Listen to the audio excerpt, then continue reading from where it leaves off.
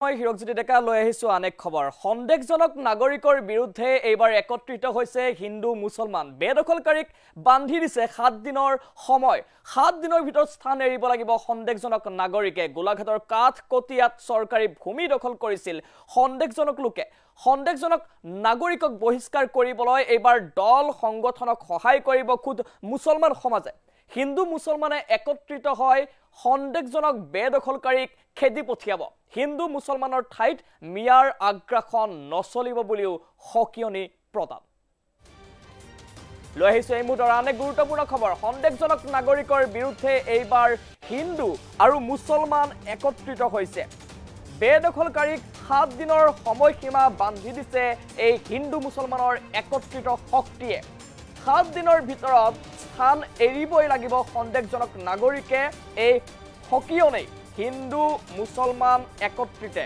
গোলাঘাটৰ কাঠকটিয়াত চৰকাৰী ভূমি দখল কৰিছিল সন্দেহজনক লোকে আৰু তাৰ পাছতে এতিয়া হিন্দু মুছলমান একত্ৰিত হোৱা দেখিবলৈ পোৱা গৈছে আৰু সন্দেহজনক নাগৰিকক বহিষ্কাৰ কৰিবলৈ দল সংগঠনক মুছলমান সমাজে সহায় কৰিব বুলি কৈছে হিন্দু মুছলমানে একত্ৰিত হয় সন্দেহজনক বেদখলকাৰীক খেদিবলৈ সম্পূৰ্ণভাৱে সাজু হৈছে কেৱল চৰকাৰ নহয় কেৱল দল সংগঠন নহয় মুছলমান সমাজো এই মুহূৰ্তত একমত একলগ আৰু এয়া হৈছে অসমৰ থলুৱা মুছলমানৰ এয়া হৈছে পৰিচয় দাঙি ধৰিছে তেওঁলোকে অসমৰ থলুৱা মুছলমানে কি বিচাৰে সেই কথা স্পষ্টভাৱে তেওঁলোকে প্ৰকাশ কৰিছে আৰু তাৰ এটা স্পষ্ট উদাহৰণ এই মুহূৰ্তত এয়া দেখিবলৈ পোৱা গৈছে দেখিবলৈ পাইছে আপোনালোকে স্ক্ৰীনত চাওক হিন্দু মুছলমান বুলি ইয়াত ধৰ্মৰ কোনো ৰাজনীতি নাই হিন্দু মুছলমান বুলি ইয়াত কোনো বিভেদ নাই ভাগ নাই ইয়াত কোনো ধৰ্মৰ বিখবাস্প নাই ইয়াত আছে কেৱল মাত্ৰ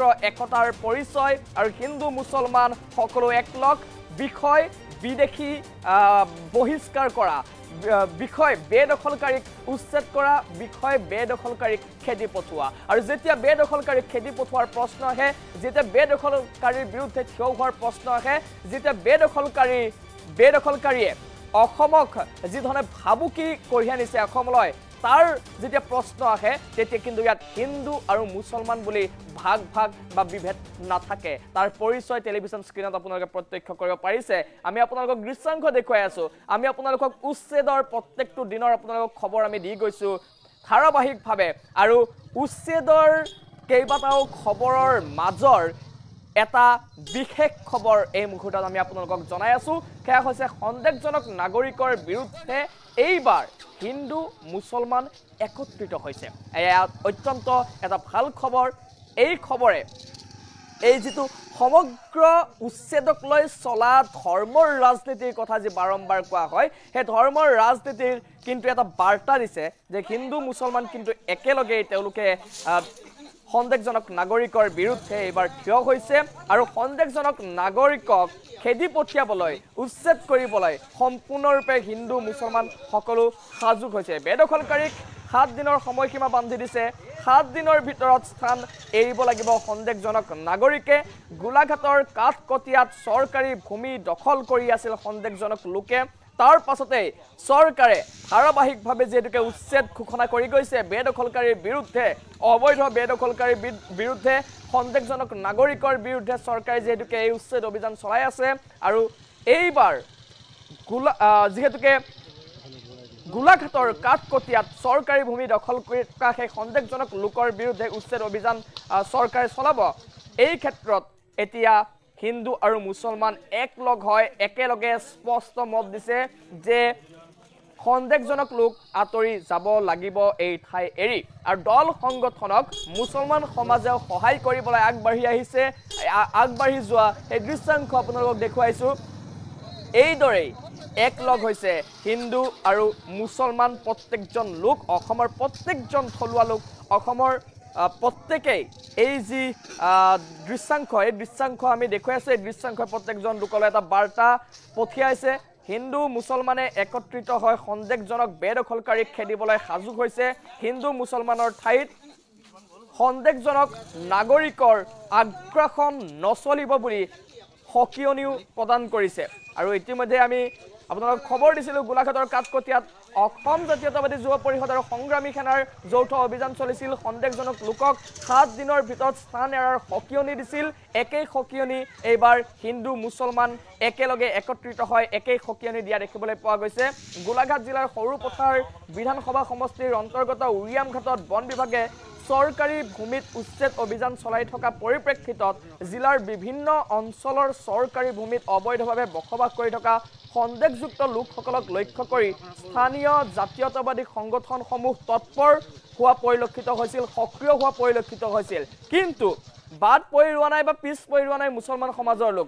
মুছলমান সমাজৰ লোকেও সমানে সক্ৰিয় সমানে তৎপৰ হোৱা দেখিবলৈ পোৱা গৈছে আৰু সমানে জাতীয়তাবাদী সংগঠনসমূহক সহায় কৰাৰো প্ৰতিশ্ৰুতি দিছে। আপোনালোকক দৃশ্যাংশ আমি দেখুৱাই আছো এই মুহূৰ্তত। আৰু এই মুহূৰ্তত আপোনালোকক আমি মন্তব্য এটি শুনাই লওক, কি কৈছে তেওঁলোকে, কি সকিয়নি দিছে। স্পষ্টভাৱে তেওঁলোকে যি কৈছে যে আমি সহায় কৰিম, অবৈধ বেদখলকাৰী সন্দেহজনক নাগৰিক আঁতৰি যাবই লাগিব। আহক আমি তেওঁলোকৰ মুখেৰে সেই কথাখিনি শুনি লওঁ। বিভিন্ন 2-4 ঘৰ বা কেইঘৰমান মানুহ এনেকৈ ধৰক অবৈধ হিচাপত আহি পেলাই বা নতুন হিচাপত আহি পেলাই এনেকৈ মিয়া ভাষাৰ মানুহ আহি পেলাই ধৰক বাস কৰি আছে। এতিয়া আমাৰ অসম পৰিষদ সংগ্ৰাম সমিতিৰ ছাত্ৰ মিলি পেলাই আহি সকলোৱে ধৰক আমাৰ মানে মানুহখিনিয়ে কি ধৰক তেওঁলোকক এটা ৰাইজৰ সহযোগিতাত তেওঁলোকে মানে কি আমাৰ এওঁলোকক অতৰুৱা চিন্তা কৰি আছোঁ যে আমাৰ মানুহকেইজন ইয়াৰ পৰা এই অবৈধ মানুহকেইজন আমাৰ ইয়াৰ পৰা আমাৰ গাঁও মুক্ত হ'ব লাগে। সেই তেনেকুৱা হিচাপত মানে আমি এটা পদক্ষেপ আৰম্ভ কৰিছোঁ। অবৈধভাৱে মানুহ আছে 10-12 ঘৰ বুলি ক'ব পাৰিম এতিয়া বৰ্তমান। আৰু আমাৰ পুৰণা মানুহ যিখিনি আছিলে সেইখিনি ধৰক 100 ঘৰমান আছে। আৰু আমি আজি তাত যিখন কাঠকটীয়া গাঁও তাত আমি গৈ পেলাই গম পালোঁ যেন তেওঁলোকৰ এখন মছজিদৰ কমিটি আছে। সেই কমিটিসকলে আমাক অৱগত কৰিলে যেন তাত তেওঁলোকৰ সন্দেহযুক্ত বাংলা দেখি আহি পেলাই তাত বসবাস কৰি আছে। আমি যিহেতু আমি গৈ পেলাই যেতিয়া আমি পৰ্যবেক্ষণ কৰি তেতিয়া আমি গম পালোঁ তেওঁলোকৰ তাত 15 ঘৰ আছে। 15 ঘৰৰ মাজত তেওঁ ইতিমধ্যে 2 ঘৰ টালি টিপনা বান্ধি পেলাই ঘৰলৈ গুচি গৈছে।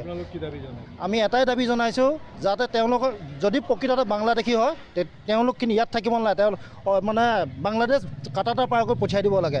আমি অসম চৰকাৰক এইটোৱে দাবী জনাইছোঁ। নথি-পত্ৰ চাই মেলি 2-4 ঘৰ মানুহে তেখেতলোকে স্বীকাৰো কৰিছে যে কোনোবা ধুবুৰী, কোনোবা অন্যান্য ঠাইৰ পৰা নগাঁও, হোজাই এনেকুৱা ঠাইৰ পৰা অন্যান্য মানুহ আহিছে। সেই মানুহখিনিক আমি এসপ্তাহৰ সময়সীমা বান্ধি দিছোঁ আৰু এসপ্তাহত সময়সীমাত তেখেতলোকে এসপ্তাহৰ ভিতৰত তেখেতলোকে আমাৰ এই ঠাই এৰি মেলি ইয়াৰ পৰা তেখেতলোকে যাব লাগিব। নহ'লে অন্যথা আমি তেখেতলোকক এই আমাৰ গাঁৱৰ ৰাইজ আৰু আমি জাতীয় সংগ্ৰামী সেনাই দুয়োৱে মিলি মেলি আমি তেখেতলোকক ইয়াৰ পৰা খেদোৱাৰ ব্যৱস্থা কৰিম। এই বিষয়টো গুৰুত্ব সহকাৰে চৰকাৰে ল'ব বুলি আশা কৰিছোঁ আৰু তেওঁলোকে যি উচ্ছেদ অভিযান হাতত লৈছে আমি আদৰণি জনাইছোঁ।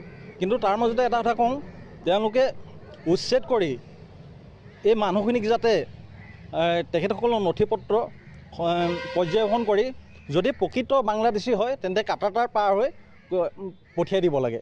বিভিন্ন 2-4 ঘৰ বা কেইঘৰমান মানুহ এনেকৈ ধৰক অবৈধ হিচাপত আহি পেলাই বা নতুন হিচাপত আহি পেলাই এনেকৈ মিয়া ভাষাৰ মানুহ আহি পেলাই ধৰক বাস কৰি আছে। এতিয়া আমাৰ অসম পৰিষদ সংগ্ৰাম সমিতিৰ ছাত্ৰ মিলি পেলাই আহি সকলোৱে ধৰক আমাৰ মানে মানুহখিনিয়ে কি ধৰক তেওঁলোকক এটা ৰাইজৰ সহযোগিতাত তেওঁলোকে মানে কি আমাৰ এওঁলোকক অতৰুৱা চিন্তা কৰি আছোঁ যে আমাৰ মানুহকেইজন ইয়াৰ পৰা এই অবৈধ মানুহকেইজন আমাৰ ইয়াৰ পৰা আমাৰ গাঁও মুক্ত হ'ব লাগে। সেই তেনেকুৱা হিচাপত মানে আমি এটা পদক্ষেপ আৰম্ভ কৰিছোঁ। অবৈধভাৱে মানুহ আছে 10-12 ঘৰ বুলি ক'ব পাৰিম এতিয়া বৰ্তমান। আৰু আমাৰ পুৰণা মানুহ যিখিনি আছিলে সেইখিনি ধৰক 100 ঘৰমান আছে। আৰু আমি আজি তাত যিখন কাঠকটীয়া গাঁও তাত আমি গৈ পেলাই গম পালোঁ যেন তেওঁলোকৰ এখন মছজিদৰ কমিটি আছে। সেই কমিটিসকলে আমাক অৱগত কৰিলে যেন তাত তেওঁলোকৰ সন্দেহযুক্ত বাংলা দেখি আহি পেলাই তাত বসবাস কৰি আছে।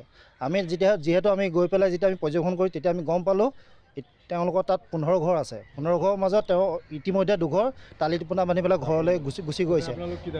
আমি এটাই দাবী জনাইছোঁ যাতে তেওঁলোকৰ যদি প্ৰকৃততে বাংলা দেখি হয় তেওঁলোকখিনি ইয়াত থাকিব নালাগে, তেওঁ মানে বাংলাদেশ কাটাটা পাৰ কৰি পঠিয়াই দিব লাগে। আমি অসম চৰকাৰক এইটোৱে দাবী জনাইছোঁ। নথি-পত্ৰ চাই মেলি 2-4 ঘৰ মানুহে তেখেতলোকে স্বীকাৰো কৰিছে যে কোনোবা ধুবুৰী, কোনোবা অন্যান্য ঠাইৰ পৰা নগাঁও, হোজাই এনেকুৱা ঠাইৰ পৰা অন্যান্য মানুহ আহিছে। সেই মানুহখিনিক আমি এসপ্তাহৰ সময়সীমা বান্ধি দিছোঁ আৰু এসপ্তাহত সময়সীমাত তেখেতলোকে এসপ্তাহৰ ভিতৰত তেখেতলোকে আমাৰ এই ঠাই এৰি মেলি ইয়াৰ পৰা তেখেতলোকে যাব লাগিব।